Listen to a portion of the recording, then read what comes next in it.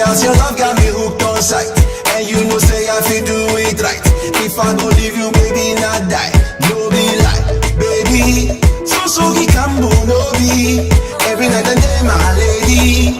So he can no be. Yeah. Baby, mo oh oh eh. This I love not day. This one no be today. You make my temperature too right. Baby, mo oh oh eh. This I love not day. This one no be today. You make my temperature too right. You are my temperature. Temperature. You make my temperature. My temperature.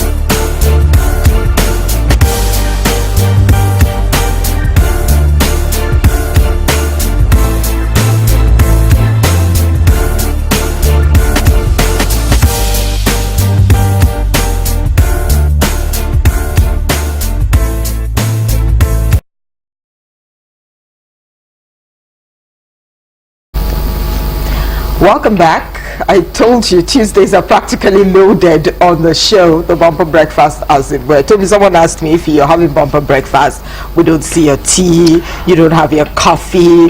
And I said to them, he's told me that he's told me that I need breakfast on the show. She doesn't arrange the hot water for the tea. Anyway, we serve it to you as hot as can be. Yeah. Yesterday we talked about, I got messages after we left here, the issue having to do with the presidential debate. We looked at it from the angle of President Muhammadu Buhari. Yes, the incumbent, as it were. He was not there. Many lashed out at him for not, showing face, as it were. They hailed Alhaji Atiku Abubakar for coming there but not appearing, since the man he wanted to contend with was not there. What happened to the other three? Today, we won't talk about the other three. Another person sends me a message to say, everyone's talking about the people who did not come. What of the people who were at that debate? What is it that they talked about? Yeah. But we'll zero in on that. But today we're looking at that debate and the man who came for the debate but never appeared. We'll meet our guest. Our guest this morning is Barrister FUNSO OLUKOGA. Thank you for coming. Thank you for having me. Did you watch Good morning. Debate? Yes, I did. Which part of the debate? The first debate or the debate we're talking about, the debate for 5 people where the incumbent and the presidential candidate of the PDP, the PDP didn't attend. Participate, as it were? Yes, the one that we had, excuse me, Obieze Kwesili, Feladuro Toye. Yes, Feladuro Toye. And Professor Mogalo. That's right. All right, let's talk about the gentleman who didn't come. Yesterday we talked about President Muhammad Buhari. He wasn't there at the debate. Alhaji Atiku Abubakar was there. He never appeared. Many have said that he lost a golden opportunity to sell himself to Nigerians. Do you agree? Yes. Basically, I think one has to understand it from the purpose that a debate is supposed to serve, really. A debate is supposed to offer an opportunity for a candidate to tell the people, the citizens, about himself, about his programs, and the citizens themselves have an opportunity to assess this candidate. Every word he speaks. Content and character. Content and character. You're right.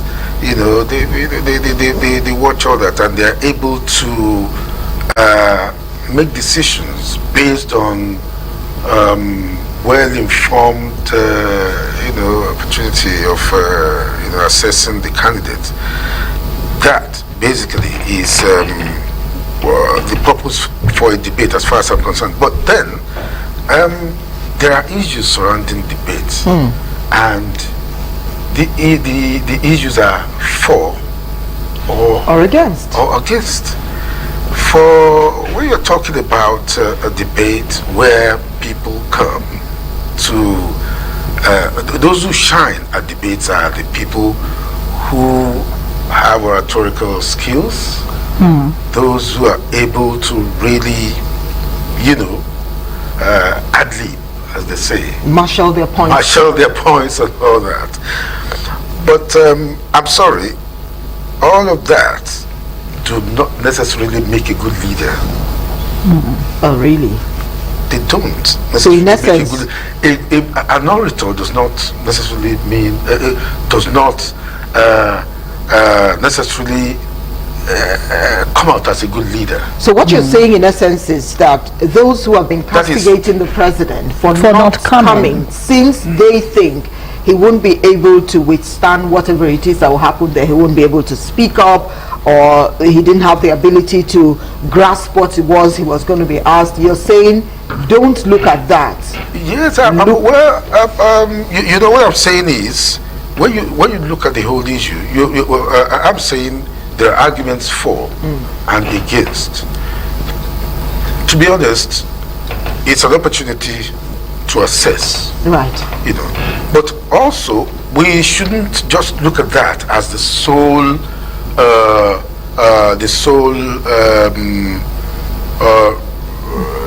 method of assessing a candidate. So what should we look out for as a people? We have candidates, whether they come for the debates or not. There should be some things that they've done, where they've been, speeches they've given, books they've written, that we can look at and refer to. If those things are not there, how do you want the citizen to judge the man or woman who's going to represent her on the world stage? I mean, it doesn't mean that those things are not there. What I'm saying is the way the candidate projects himself or herself before the camera or before an audience. All right, how would you rate the performance of the president at that debate of the candidates? Let's talk about that now. The one he had with Vice President Yemi Osinbajo. How would you rate his, performance in that? In that town hall. You see, there you go. On a very objective assessment, I wouldn't rate the president as someone possessing oratorical prowess. Right. You understand? But and this is where I come in regarding, skills or historical skills, and then character. Right. In this country, especially where we have English as our second language, sometimes I would say it's vain, really, when people assess other people on the basis of how well they can actually project themselves in the spoken word, especially when it comes to English language. English is our second language, as I said, and it's easy for those who are watching, two people who are debating, to just take the decision that this one who is able to speak proper English is the one that really appeals to me. Whereas the person may not be, in terms of leadership, the person may not be a very good leader. So I think we should start looking at it that way. It's good if the person has character as well as possesses this, the skill, to really communicate. Now, would there be anything wrong if you have a president or you have a leader who can communicate perfectly, who has every other thing that you have talked about, with the icing on the cake, being able to put his messages, put his policies across, relate with people on the world stage? Peradventure, there's an event where you have hundreds of heads of state, and you have a leader who needs to step up the podium and give a speak to them, impromptu.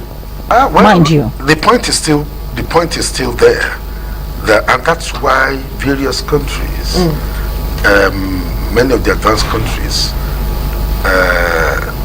whose leaders attend international functions organized by international organizations, they will go there and speak their language. And they go with an interpreter. Are these countries... With of course, there is interpretation.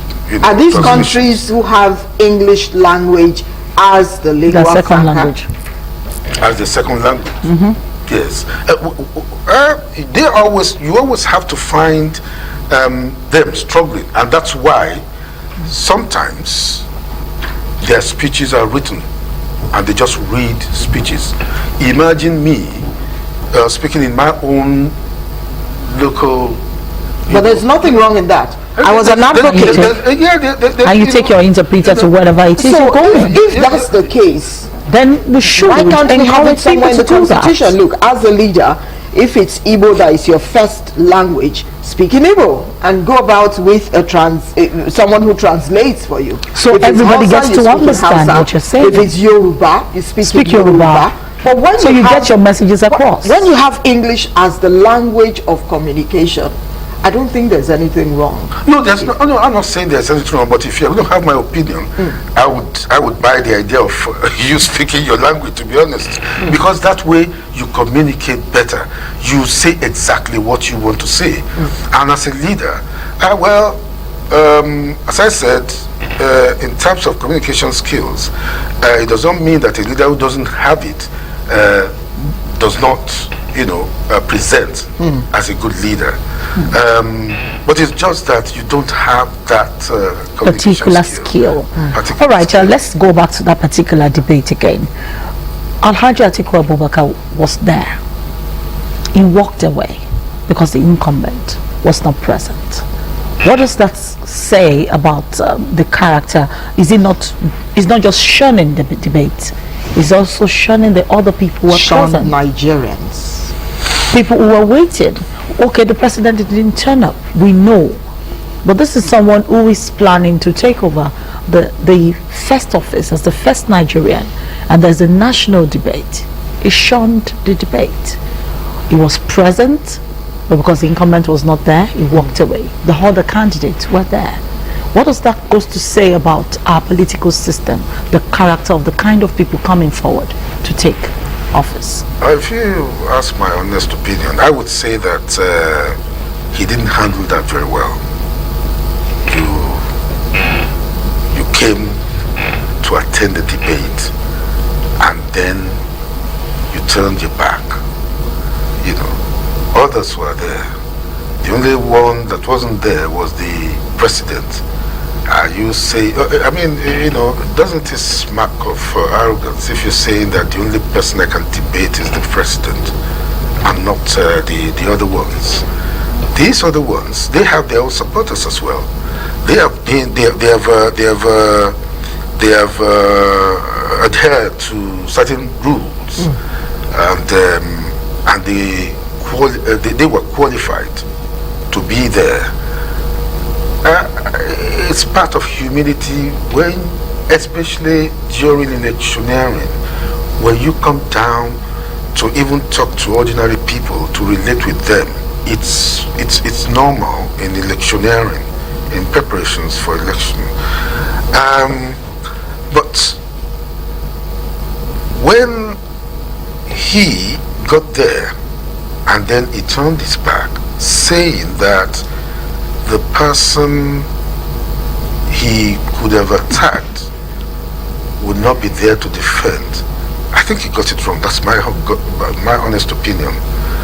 I think those who were there, who were ready to watch the debate, they were not just going to look at someone who was coming to attack the president. We knew, you know, that there some would be measure of attack would happen. Yes, on the president. But the people were also there to see who you are, what sort of character is it. But why I'd should like to anyone also- attack anyone? Go ahead. I'll also like to draw your attention back to something that has been happening. Atiku Abubakar, the candidate of PDP, has been campaigning online. He's done a lot of online campaign. He hasn't done any physical, as it were, campaign where there have been rallies, you know, and of course they've gone to a few places. But you know, suddenly they want to do a door-to-door mobilization, which APC has been doing. They want to go on a visit from home to home to get people to vote. And these people, the other candidates who were present, have also been utilizing the online medium, you know, and they've been going around, they've been talking to people physically as well. Would you say that there is any originality, as it were, in what PDP is offering, wanting to come back to power in 2019? Is there any originality in what they're offering? Because it seems to me like a copycat of what this is doing, this is doing, this is doing. What exactly is happening? Well, as far as I'm concerned, I think it's a matter of taking, it's a matter of risk taking, really, because if you are going into elections, it's incumbent on you to really prepare very well. And then in strategizing, you need to choose the right methods in terms of campaigning. Now, if you fail to choose the right methods, you are likely to have the result, because you may not be able to reach the electorate as much as you would want. And then, of course, as I said, the result is there waiting for you, because at the end of the day you may not get elected, you will not get enough people to sell your message to. Now, looking at this particular situation, I think there have been novel ideas on display here. I could see on the part of the government in power, especially at the center, I could perceive a method of sharing the job between the president and the vice. The president decided to take the mega rallies, that is, to appeal to large number, crowds everywhere, from state to state. And the vice president decided to knock on doors, go to markets, reach out to people, have town hall meetings, meet ordinary people, rub hands, and all of that. I think I had, hitherto there weren't things like that. I think what we had in the past were mega rallies. And to be honest, it might just be that PDP was stuck in the old methods of it, and they're now trying to catch up. But you can't blame them anyway if they try to catch up. What's important is for them at the end of the day to succeed in selling their message, whether they are copying APC or they want to copy the parts, whatever. What's important is for them to be able to sell their messages. And when you concentrate more on the social media in selling your messages, then it will appear that you're selling your messages to social media users. Right. And you see the electorate in Nigeria, I don't think majority of them, those who from what I've been seeing, I don't think majority of them have access to social media. They probably, most of them probably do not have access to a phone. a smartphone. Even if they do, smartphone. And even if you have access to smartphone, do you really subscribe to all these media? And then are you literate enough to be able to make to do that? All right, let's look at some other issue having to do with the candidates who have been campaigning, whether on social media, whether in real life, door-to-door and all of that. This issue of restructuring, it's been playing on the lips of quite a number of candidates. And it has become a byline. What is your take on the issue of restructuring in Nigeria? People have continued to talk about it, governments after governments, but no one's been able to be bold enough to bail the cat. Yeah, restructuring is a very touchy issue. You see, personally, as a southerner and someone who believes in what this region, Southwest, had always been about, devolution of powers. Devolution of powers, not concentrating everything at the center. I tend to remember what the situation was in the First Republic when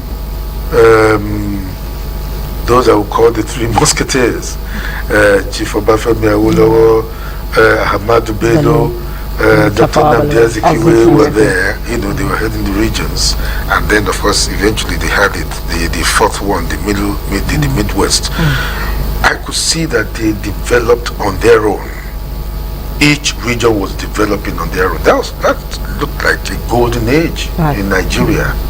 So for a region like the Southwest that was led and was well led, and we benefited from the leadership of Chief Obafemi Awolowo then, of course we would always look for the opportunity to come back, to go back to where we were, where the glory system, was where then. things were working. So if that is restructuring, then I buy restructuring. But then in the present situation, I think it's important to look at devolution in the first instance. And even before getting to devolution, look, stabilize. The economy is not stable. Political, whatever, is not stable. Let us stabilize first. Because if we do not stabilize, the political actors will never enable us to get there. We will never realize our dreams. So how for the reason that I'm talking about stability, what I mean is, if I'm sorry to say that, if for instance you are concerned more about self-enrichment, aggrandizement, and I'm also that way inclined, we won't be talking about about restructuring. We'll be talking about lining our pockets. We'll be talking about ensuring that whatever will everyone is interested in what he or she can get and grab into their pockets. And that's it. There won't ever be any restructuring. Now, if we settle down, if we are stable, and then there's less corruption and all that, now we focus on the best method and then we can now start talking about restructuring. Can we achieve it through mere devolution of powers? That is, in which case the federal government, powers of the federal government will devolve. So many issues that we have under exclusive legislative list, meant for the federal government within the constitution will be will come down more to the states. Let us not have as many states as we have. Let them come together, because many of the states are not viable. They're just creating opportunities for political actors to have as much as they can in the name of governors, members of House of Assembly, and all that. So I believe that there should be devolution of powers. There could be a restructuring, geographical, in which case states will come together and still form an entity. Now, who is going to lay that stone for, what you called that structure that would now lead us to what you're looking at, devolving powers in a peaceful atmosphere? Who is responsible for laying that stone? That's where the National Assembly comes in, the legislature. You see, the legislature, because you cannot put the cart before the horse. It becomes impossible if the representatives of the people are not being carried along. That's right.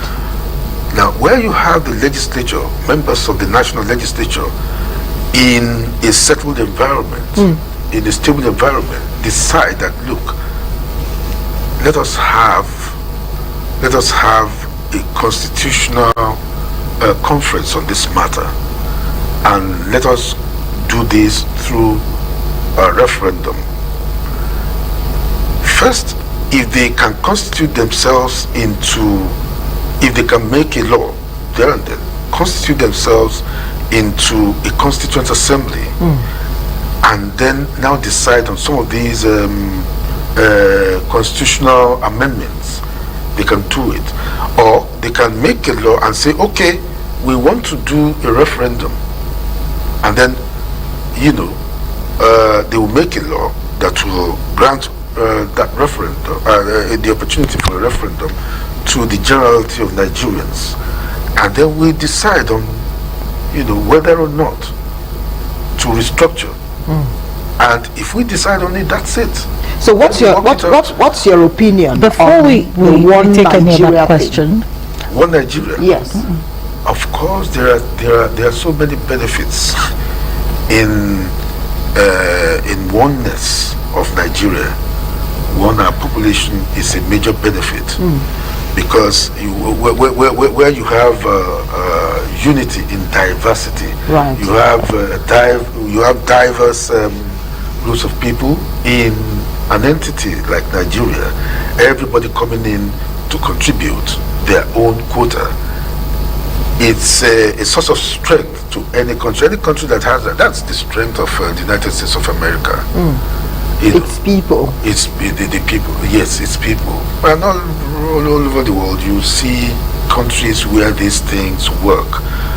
Having said that, there are countries where it doesn't work, for the reason that the depth of the differences between, especially where you have deep ethnic cleavages, differences, they're not able to resolve, to come together, to work together. But you think that is not going to be a problem in Nigeria? We have so many ethnic groups in Nigeria as it were right now, so many different languages. The reason I believe it can work. You see, okay, let me say this. The reason it didn't work, it hasn't worked, after the First Republic, was because, as I said, people started getting concerned about other things. If you are an Igbo person and I'm a Yoruba person, we don't think of restructuring where we want to steal money. We just conspire and take the money out there from the treasury Nothing like Without others, nothing like restructuring And nothing at all. At all. So it doesn't. So you can see unity of purpose there in stealing, in doing all of those things. So it's not really that is preventing us from having a coming synergy. together. I think the problem has to do with some more of the problems also have to do with the idea of justice. And as I said, nobody thinks of justice when they are stealing the money. In the First Republic, it worked. It was Nigeria And it can under still work. Chief Awolowo, And it can still under very much Ahmadu work. Bello, And it can still under work. Dr. Nnamdi Azikiwe. It can still work. All right, John, let me take you back to the National Assembly and on the issue of restructuring. Restructuring, everybody has carefully, mentioned the areas that they would need restructured. Nobody's talking about the humongous amount of money that goes into the pockets of the people in the National Assembly. Nobody's talking about it. Nobody's talking about restructuring. All right, I'm going to reduce our salaries, but everybody's saying restructuring is the thing, and all, but nobody's talking about the money being reduced. So much and we need money. we need to actually raise money. We're saying Nigeria does not have money, but they get their salaries at the end of the month. Civil servants can't get 30,000 naira. The for. so-called people in the National Assembly representing the civil servants and wherever they're from are not fighting for the 30,000 naira. If the government is saying we cannot give you this money because we don't have the money, why not cut down our allowances? Why don't we have the kind of selflessness in the National I Assembly? think there are two issues here. One is restructuring, Yes. and the other one is Restructuring salary scale, salary structure, yes, and of then political remuneration Yes. of let me say Political politicians, National Assembly members. political appointees and political class. office holders. Yes. Well, restructuring, we have dealt with that. I don't see much relationship between restructuring and the remuneration of political office holders. You see, I think this is a class thing. I think we are dealing with elite preferences. You understand? We have the elite, especially the upper class and all that, and then we have the working class, the poor. The elite don't seriously care About the little people. The poor. And this is the problem we're still talking about. Greed. People want to have as much as they can. When in the National Assembly they are debating on how to remunerate themselves, you don't hear anything outside. They quietly decide, and you see at the end when they bring when they bring the budget, you see how much they add to it for their own purposes. In many cases they say constituency projects and all that. That never happened. Funny constituency projects. Put everything in. Boreholes where people don't need them. Floating Boreholes that don't toilets. work. Let's face it. Let's face it. Our legislators are they are excessively remunerated to the detriment Of the nation itself. Who even the voted lower them into classes. power. Why do we pay ourselves so much and then pretending to be paying those in the lower classes of the society, especially the civil servants? Why are you paying them 18,000 naira that doesn't get anywhere in the first place? You understand what I'm talking about? So We do. So it is greed. It's It is great. greed. And avarice. About time we reduce the number of salaries people and the in the National Assembly. We reduce the salaries. If it's possible, let's just have one chamber. There you go, the punchline this morning. If it's possible, let's just have one chamber. Well, Barrister FUNSO OLUKOGA has been our guest this morning on the Bumper Breakfast. You can be part of the show. You want to guest on the show. You have things you want to put across to people this is the show where you need to be, where you get to reach out to your target audience, as it were. That's our show this morning. Tommy, it's been wonderful. At least we know someone agrees that those humongous salaries should be knocked out. But would they ever sit down together and say, but you never hear such salaries? things. No, you never hear such things. Our people don't talk about. Never ever hear about it. No. They don't talk about letting go of part of their own conveniences to make other people comfortable. It's quite sad. But we need to go. We're back again tomorrow. Thank you very much, sir, for your time on the show. Thank you for having me. Yes, we look forward to seeing you on another date. We're back again tomorrow. Let's just give you a sneak peek into that. God willing, we're looking at the issue of mental illness. Remember, a woman said it as she was retiring from the Lagos State government, said it that civil servants, some of them have some kind of mental issue. It's not about what you think, but she said a lot of things can actually cause it for someone to have depression, abuse, or whatever it is. Upstairs. Well, we need to go. We need to go. Look at that tomorrow. Be sure to join us bright and early at 8. My name is Ife Onyebule. And I am Tomi Singh Ojo. We'll return tomorrow. Have a wonderful day. Bye-bye. Bye-bye.